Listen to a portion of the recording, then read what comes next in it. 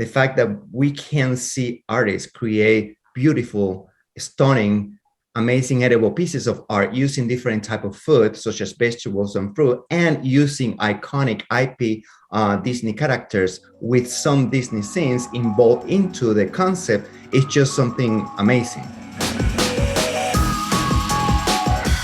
Hi, Amirah and Benny. How are you guys? Thank you for speaking with PopCulture today.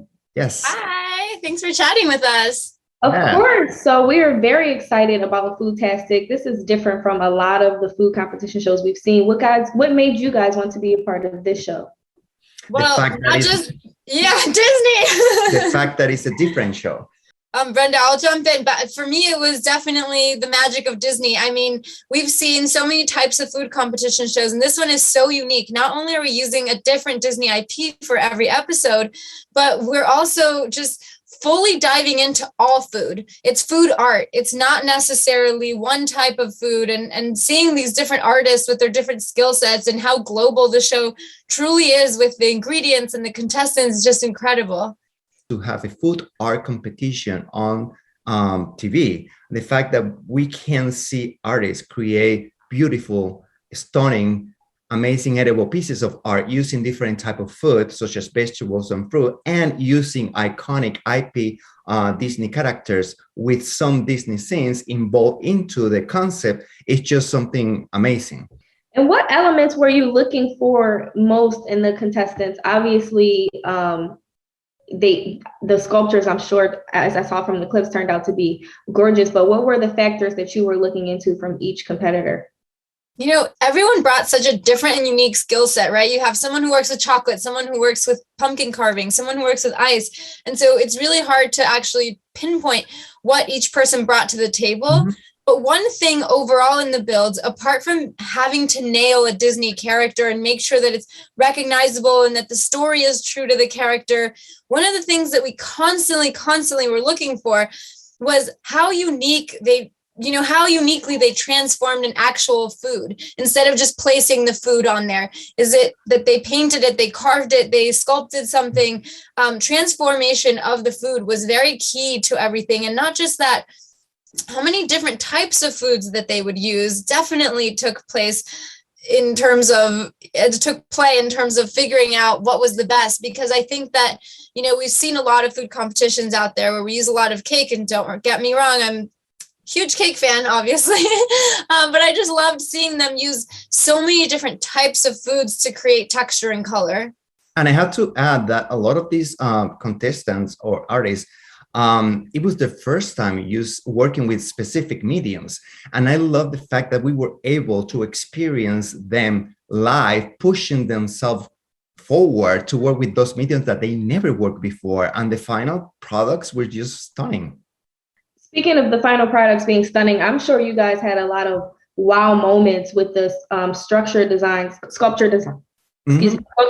spoke with Keke Palmer prior to you guys, and she said that one of the things that impressed her the most was your reaction to a lot of the designs that the contestants were able to come up with. So can you speak a little bit to that?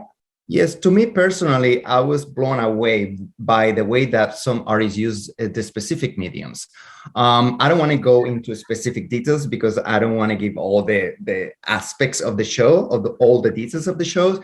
But yes, the way that some of those people were able to put together or create or work with some new techniques that I never saw before, it was just mind-blowing. And the fact that they were able to kind of blend different edible materials or different edible mediums into create the beautiful piece that they were able to display at the end. It was just like mind-blowing. Yeah, I think exactly what you're saying, Brenda, is what Keke was saying, that we were wowed. And it's not necessarily just purely on skill set or anything like that. A lot of times we are trained or we're taught, or you sort of start to use a tool in a certain way, or you use an ingredient in a certain way. But to be around such creative people that are making, just flipping your brain upside down, like, wow, I never thought to use that tool for that, or paint this with this and mix that with that, and this actually glues that. So the way it was sort of spinning our wheels in in techniques, not so much techniques as much as the pairings for me, and how their brains just see something so unique. And I kind of go back and think about my childhood and imagination when, you know, you think you give an apple to a bunch of children, they'll all do something different with it. And I think that's sort of what Foodtastic does, is bringing out the imagination and the creative side of people, which gives you a wow factor no matter how long you've been in the industry. It's like when a lot of these artists have gone to culinary school, and what you learn in culinary school, it's just like some basic techniques. It's just a real artist will transform those techniques that you learn and apply them in different ways to different mediums or different materials. And it was just like beautiful when you see this contestant using their own techniques or creating their own techniques to bring to life their concept or their ideas. And were you guys involved in any of the challenges? Were you able to give your input into what you wanted to see the contestants, you know, what you wanted to see the contestants do? I think that on a personal level, we were very excited, and always, you know, when someone told us about what specific skill set they had, we would try and push them to sort of lean into that in what they were building. But the challenges themselves, you know, were created for each individual IP. But Benny and I were constantly like, I really hope that guy really does this, and I really hope that girl brings in this skill set that she had. So we tried dropping hints here and there on what we wanted to see out of certain people, because it is about pushing boundaries and taking risks in the kitchen. Correct. Well, I look forward to watching the rest of the season. It's been a pleasure speaking with you guys, and thank you for your time. Nice. Likewise. Thank you so much. Have a good one.